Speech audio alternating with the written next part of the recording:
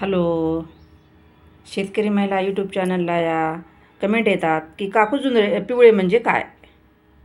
पिवळे म्हणजे एक ज्वारीचाच प्रकार आहे. हे पाहून घ्या. काही ज्वारीचाच प्रकार आहे.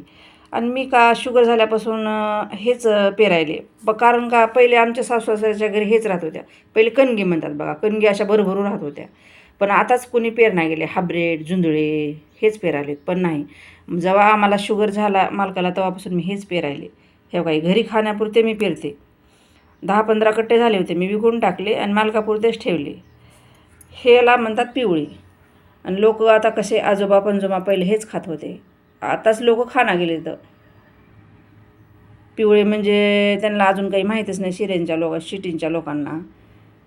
म्हणून ह्यालाच पिवळे म्हणतात बघा. मला कमेंट येत होत्या म्हणून मी सांगितलं की हेचा व्हिडिओ बनवावा आपण आणि मग टाकावा यूट्यूबला. पाहून घ्या मित्रांनो.